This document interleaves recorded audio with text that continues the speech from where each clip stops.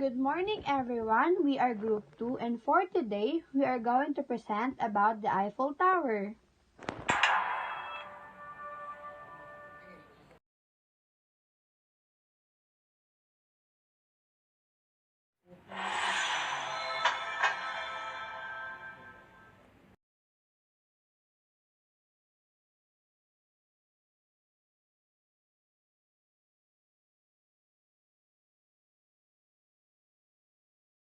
So what is the story of Eiffel Tower? The Eiffel Tower is a wrought iron lattice tower on the Champ de Mars in Paris, France. It is named after the engineer Gustave Eiffel, whose company designed and built the tower.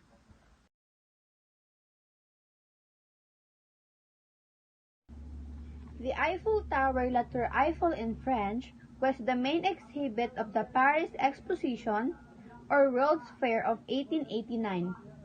It was constructed to commemorate the centennial of the French Revolution and to demonstrate France's industrial prowess to the world.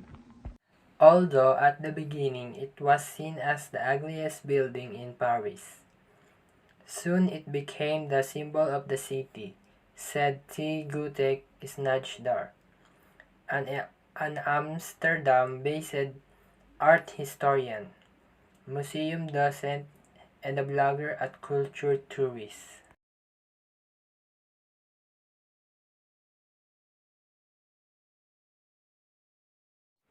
The Eiffel Tower history represents a part of national heritage.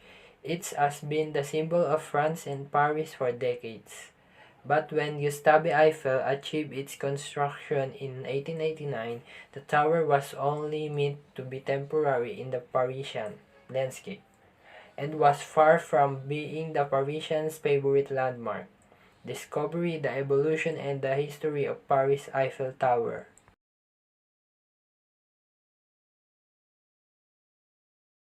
Charles Leon Stephen Soubesse contributed to the design of the Eiffel Tower, adding the decorative arches to the base, a glass pavilion to the first level, and the cupola at the top. He also chose the color of the tower. He received the support of Gustave Eiffel, who bought the rights to the patent on the design, which he had filed together with Maurice Koechlin and Émile Louga.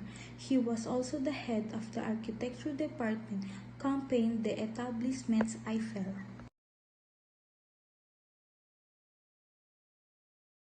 Maurice Koechlin was a Franco-Swiss structural engineer from the Koechlin family. Though the Eiffel Tower was named after a project of Gustave Eiffel, the Eiffel Tower, symbol of Paris, has a structural concept and form from the responsible chief engineer Maurice Koechlin.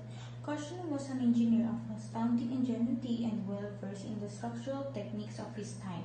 He possessed, therefore, the best qualification for evolving such technical, innovative conceptions for which Eiffel and his firm were renowned.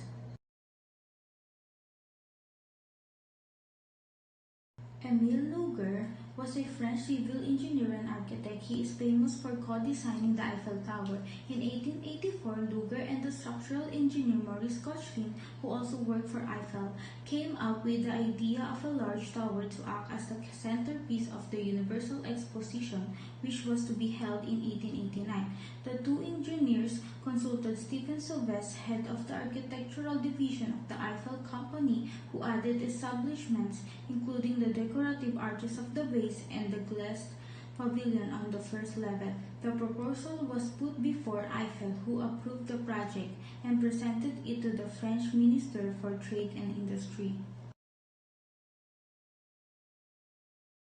The tower is 324 meters tall, about the same height as an 81-story building, and the tallest structure in Paris. Its base is square, measuring 125 meters on each side.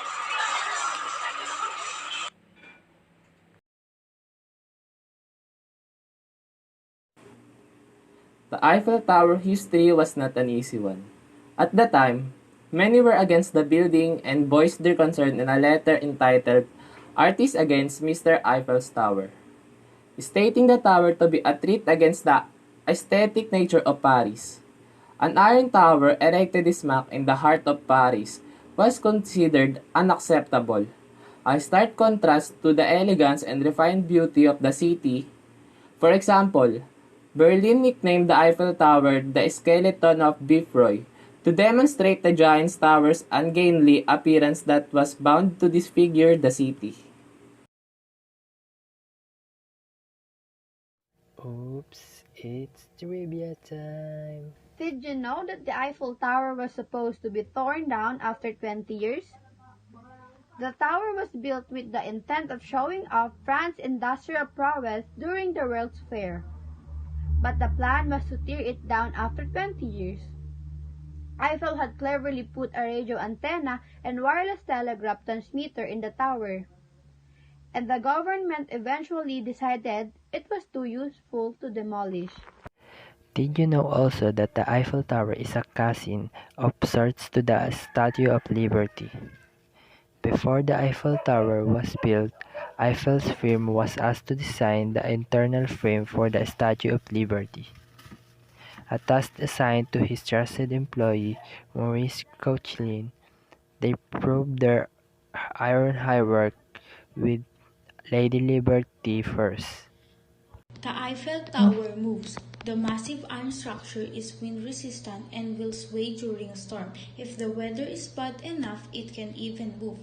Wind isn't the only thing that can make the enormous tower move, though the heat of the sun also affects the tower, causing the iron to expand and contract up to 7 inches. Why did we choose Eiffel Tower? Paris is one of the most desirable and popular travel destinations in the world, thanks to its stunning architecture, its wealth of art and culture, and its exquisite gastronomy that will leave you feeling this.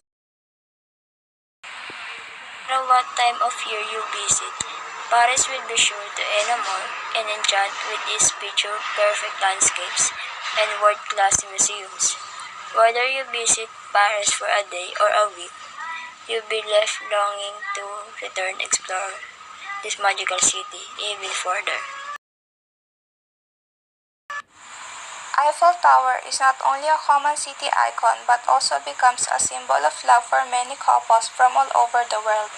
It is because of thousands of marriage proposals made under the beautiful tower every year. The Eiffel Tower without parabolas would not be standing. This specific conic is observed in the Eiffel Tower all around. 4 parabolas are created given the 4 legs of the structure. With 2 of those legs side by side, they form one individual parabola, making an upside-down U shape. And these are the pictures of different angles of Eiffel Tower. Front view,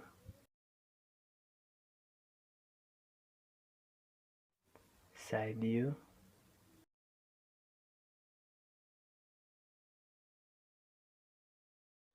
and back view.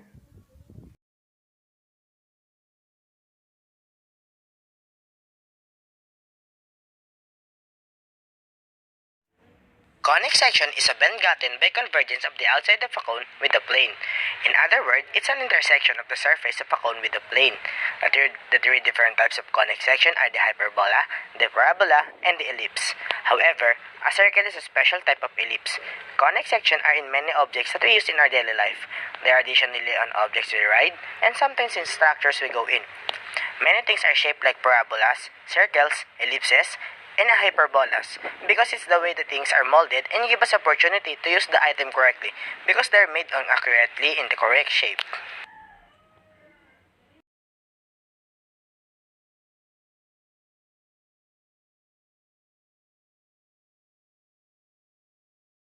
And that's all. Thanks for watching.